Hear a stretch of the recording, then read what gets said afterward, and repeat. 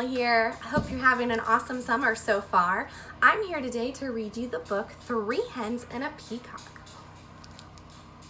Have a little friend joining me here too.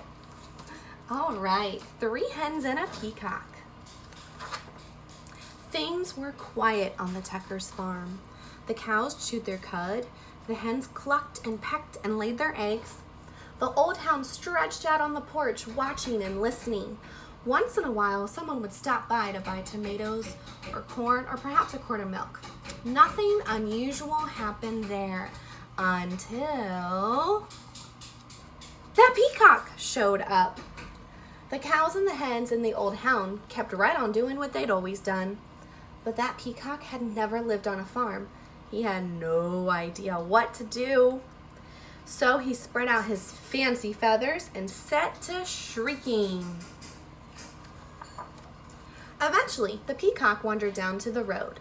When cars whizzed by, he shook his feathers and cried out in his loudest voice. Of course, folks stopped for a closer look. Day after day, more folks stopped to admire the peacock, and they all bought tomatoes and corn, eggs and milk. Business on the Tuckers' farm was booming. Everyone seemed happy to have visitors stopping by. But trouble was brewing in the hen house. The hens were squawking and clucking and flapping their wings. We do all the work around here. I'd like to see that peacock lay one single egg. Exactly. He just struts around screaming. I suppose fancy feathers are more important than laying eggs. That lazy peacock gets all the attention and we do all the work. Someone's overhearing. The peacock had heard every word. For days he moped about, moaning and groaning. I wish I could be more useful around here. Humph, clucked one hen. The others ruffled their feathers. The old hound stretched and slowly raised his head. Why not let the peacock stay here to be useful while you hens take the glamorous job down by the road? The 3 hens began clucking to one another. What a wonderful plan! Yes, it's a fabulous idea. Oh, ladies, we must simply fancy up our feathers tonight, and nothing but our brightest beads, bangles, and bows. We'll stop traffic for sure. Why, you girls know I can strut with the best of them. The peacock perked up. Let's do it, he declared. Tomorrow I'll stay out here, sit on a nest, and cluck. And we'll get all gussied up, said the hens. We'll be so glamorous. At sunrise the next morning, the hens strutted down the road. The peacock marched right to the hen house and poked his head inside. The hens flocked by the road, waiting for a car.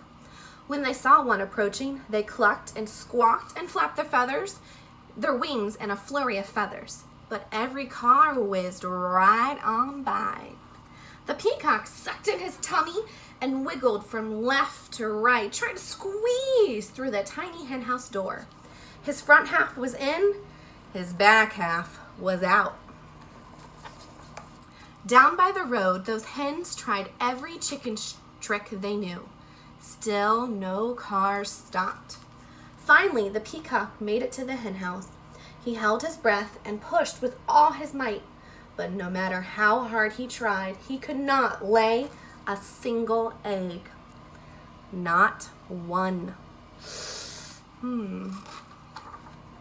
The old hound stretched out on the porch, watching and listening. What's that peacock doing in the hen house? Asked Farmer Tucker. Who knows, said Mrs. Tucker.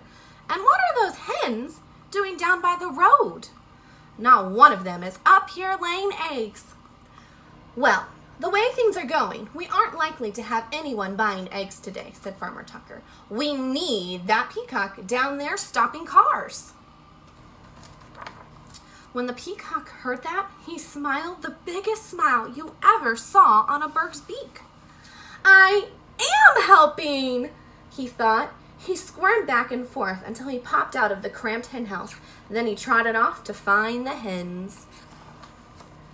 The exhausted hens were all clucked out. Every feather was out of place. What a day! We couldn't get one car to stop. It's true. Why, most of them didn't even slow down. The Peacock met the hens as they trudged up the road. I can tell you I'm no good at laying eggs, he said. I'm just not meant for it. One hen nodded. I put on my stellar strut and even I couldn't stop a single car, she said. I have to hand it to you, Fancy Feathers. Your job is harder than it looks. The other hens agreed. The Peacock looked relieved. So the hens marched back to the hen house.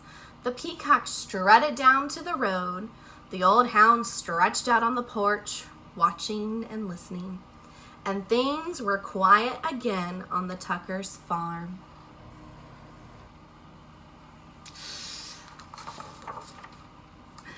I hope you enjoyed that story today, and I hope you have a good rest of your summer. Don't forget, Stories on the Lawn is June 11th. Our theme is Summer Kickoff.